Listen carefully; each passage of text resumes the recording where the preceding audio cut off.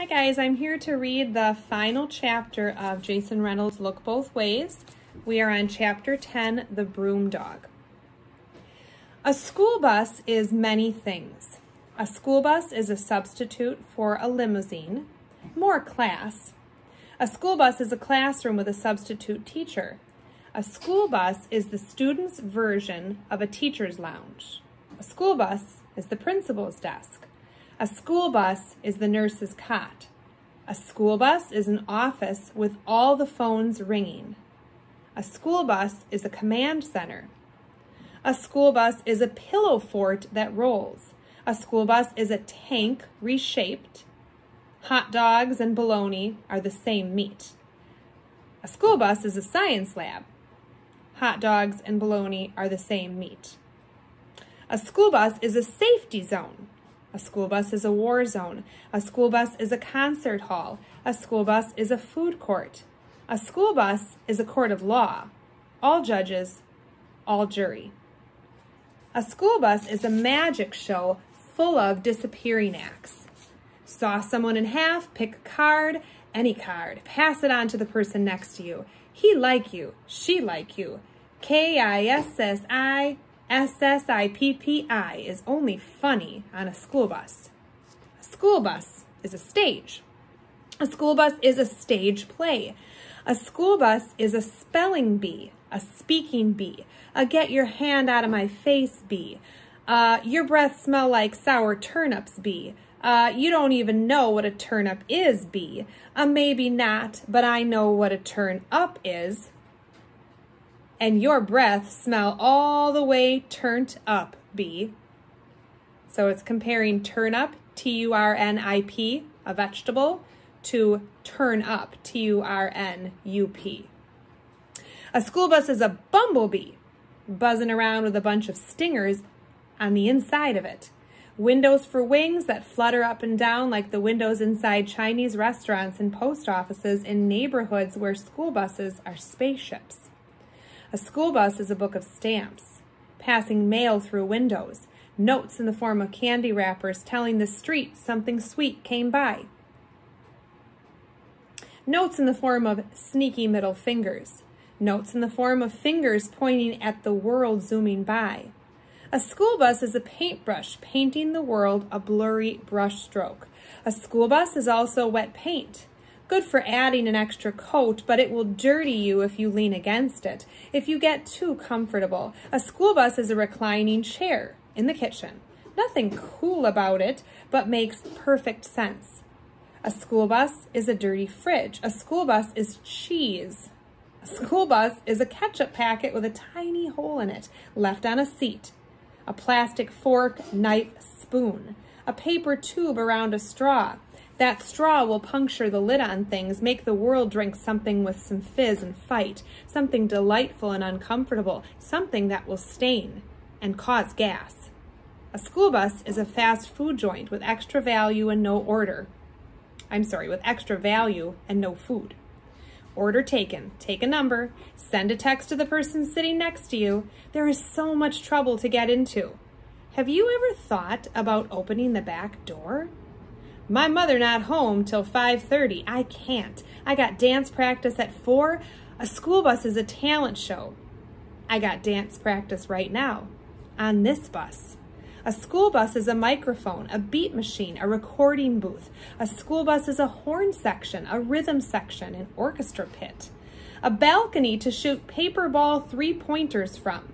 A school bus is a basketball court, a football stadium, a soccer field, sometimes a boxing ring.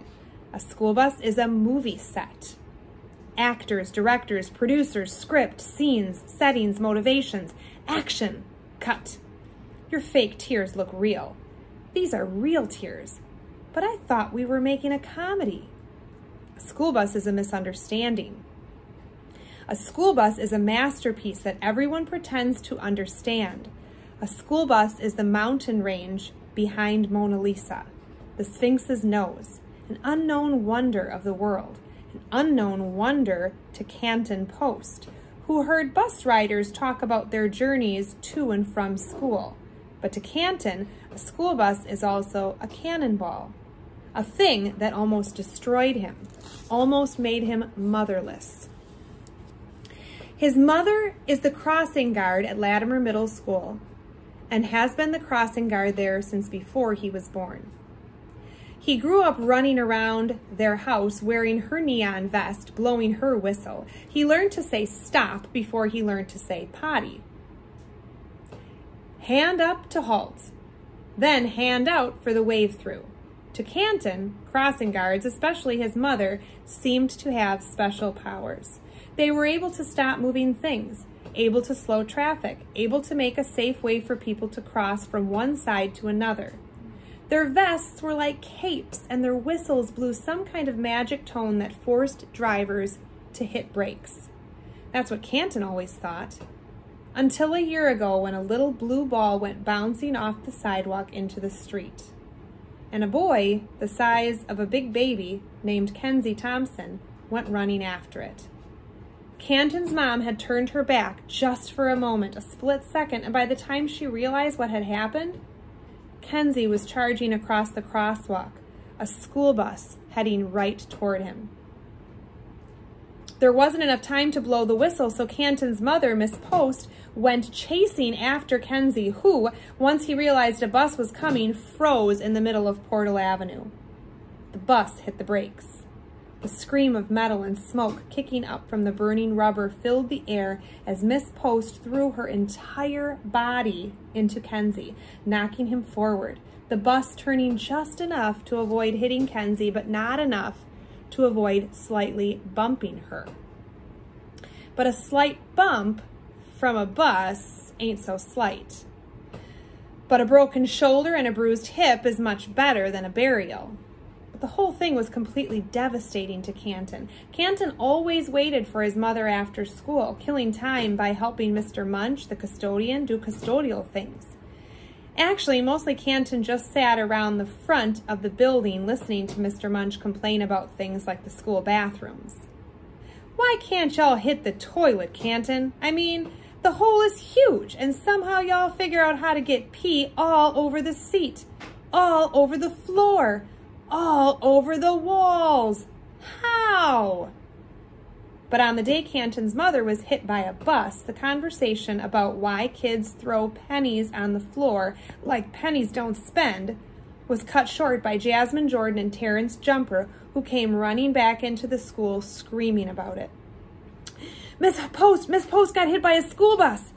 A sentence Canton never expected to hear, never wanted to hear, and hearing it was like hearing the world's longest whistle blow, shrill, shredding his eardrums.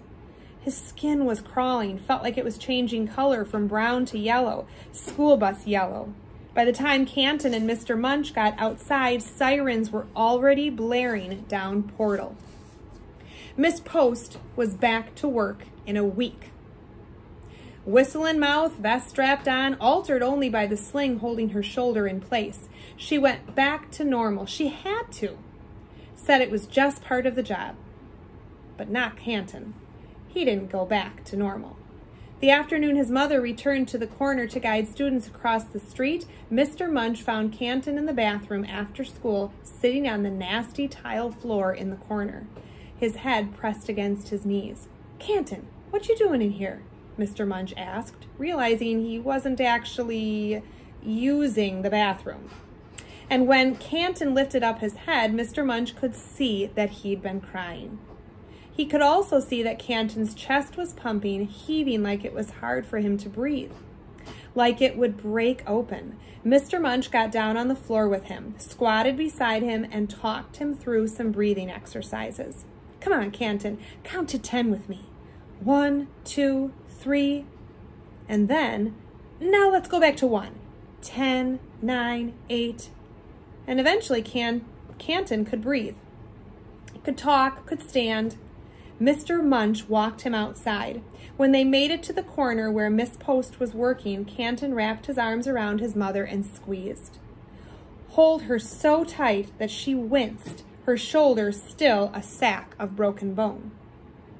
Okay, I'm okay, you're okay, we're okay, she chanted in his ear, trying to figure out how to get him to let go so she could do her job, but also not wanting to let him go because he was also her job. Mr. Munch patted Canton on his shoulder, but realizing there was no way this boy would let go of his mother, Mr. Munch decided he would take over for her, step into the street, stick his fingers in his mouth, and whistle even louder than the whistle around Miss Post's neck. He put his hand up and yelled at the cards, "I'm telling y'all right now, you hit me and I'm hitting you back." And once the traffic stopped, he yelled for all the waiting students to get on across the street.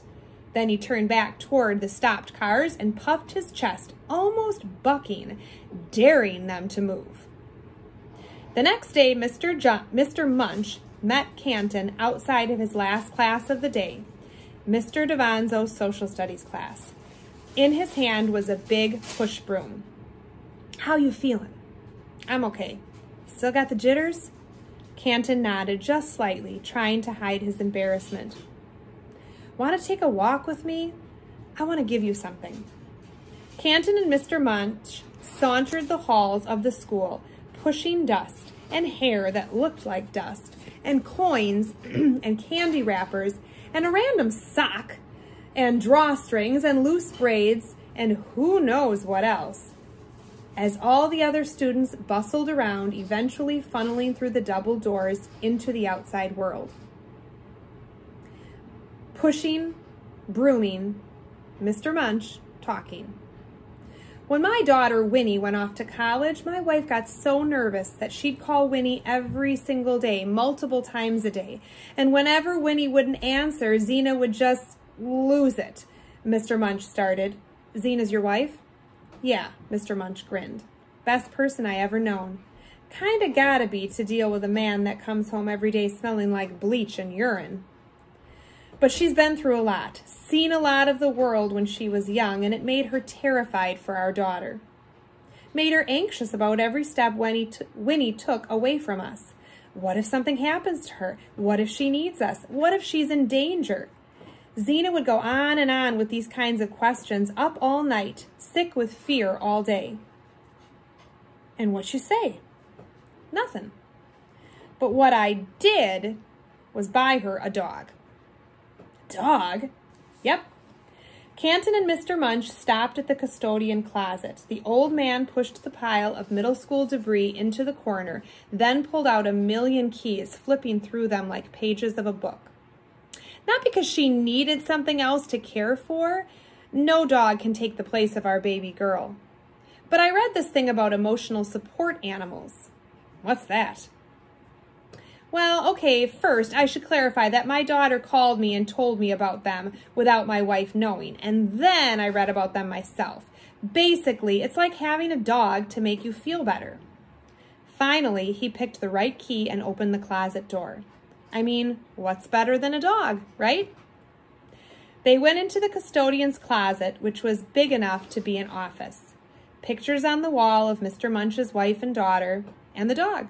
A small curly-haired thing with an underbite so ugly, it was cute. At least Canton thought so. But besides its cuteness, Canton kept thinking about all the things better than dogs to him.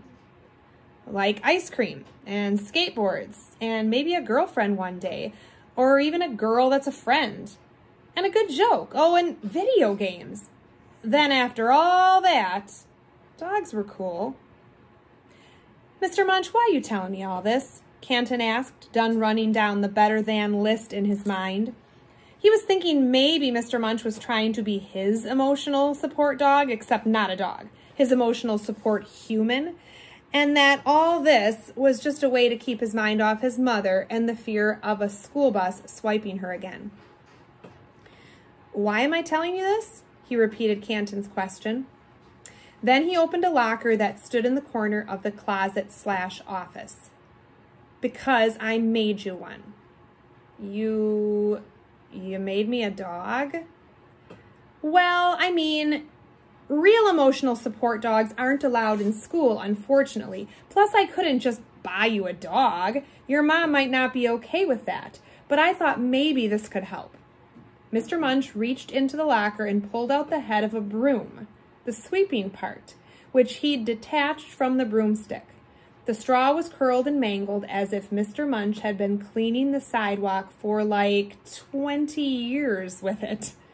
He had drawn big black circles on one side like eyes, and an oval with a tic-tac-toe board in the middle of it, which Canton assumed was supposed to be the mouth. At the top, 2 small pieces of dust cloth cut into ears and glued in place. It's a broom. But I cleaned it, promise. And yeah, it's a broom until you do this. He petted the wiry twine as if it were fur, as if it were scratching behind the ear of a Yorkie in desperate need of grooming. The straw popped back up when he was done, just like a dog's would. Why is the mouth like that? Is the broom dog angry? No. Mr. Munch turned the broom head toward him. He's smiling. Oh.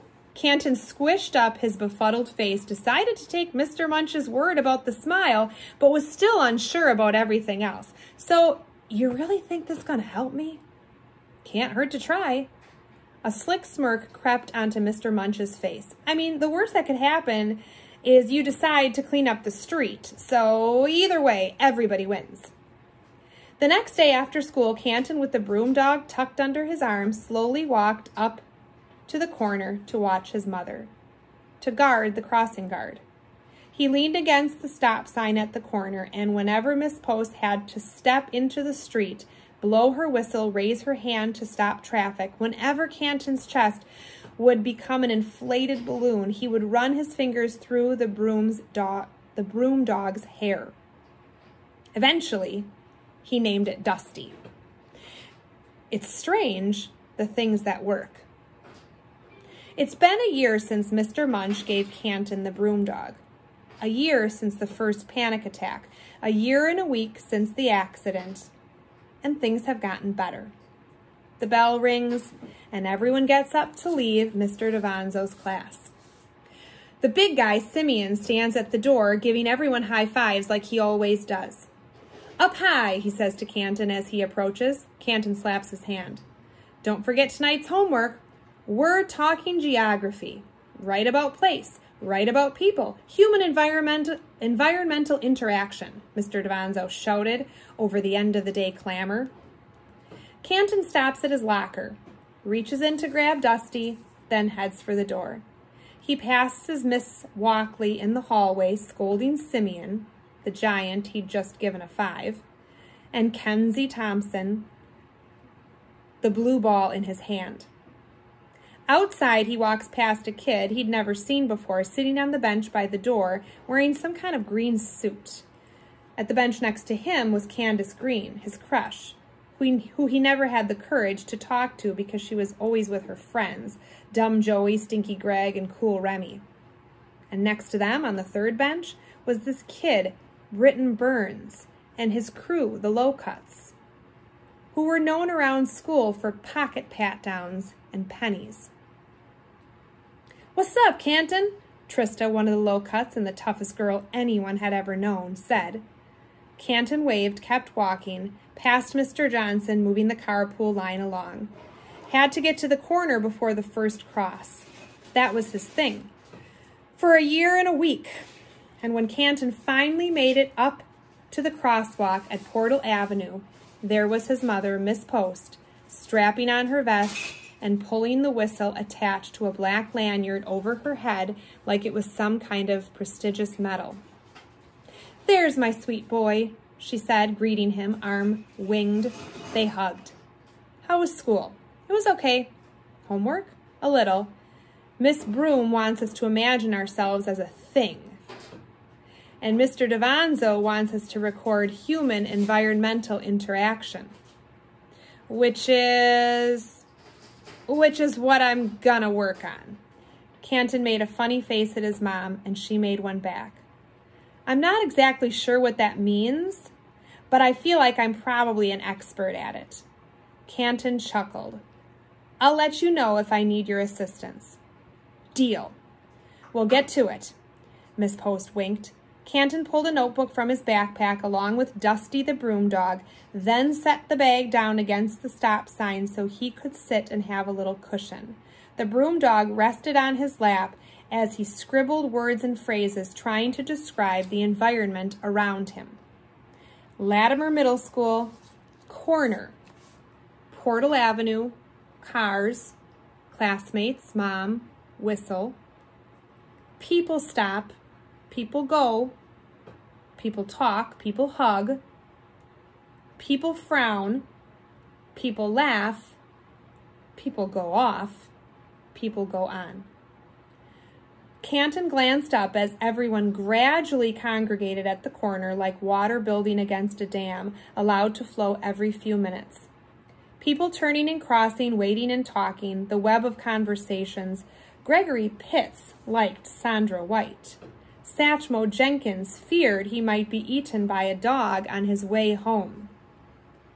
I love how all the characters are coming back now in this last chapter. This is so cool. All these familiar names and all these separate stories are all just, they're connecting. They're coming together. I love how Jason Reynolds is doing that. Cynthia Sauer was putting on a show at 3:33 p.m. Some banter on boogers, and everyone wanted to know what secret things Fatima Moss was always writing. He watched his classmates tap dance with tongues, challenging one another, slipping and sliding from story to story. Watched his mother perform a kind of ballet, how she spun, stepped into the street like she was made of more, blew her whistle, put a hand up for a bus to stop, put a hand out to wave the walkers through. When everyone had gone, when all the Latimer students had walked off, headed home or wherever they went after school, Miss Post stood at the corner, removed her vest. She slung it over her shoulder, pulled the whistle over her head. Another day, job done. Ready to walk? She asked Canton, who had been working nonstop on his assignment. He nodded, yeah. Canton stood, the broom dog falling from his lap like he had forgotten it was there. Miss Post picked it up. Sheesh. This thing has seen better days. She examined it, the mangled straw, the pieces of felt that were meant to be ears long gone. You know, I know it's supposed to be a dog, but if you look at it now, it kind of looks like a bus. She handed it to Canton, then pointed out the similarities. The eyes are like the headlights, and the mean mouth, it's a smile. Canton corrected her. Oh, right, the smile is like the grill on the bus. Funny. Canton had never noticed that. The broom dog had just become a thing that he had, a thing he knew was there if he needed it. But it had been a long time. He just now realized, since he actually really needed it. It's all faded away now anyway, Canton said, grabbing his backpack. They stood on the corner, looked both ways before crossing. Still want it? His mother asked.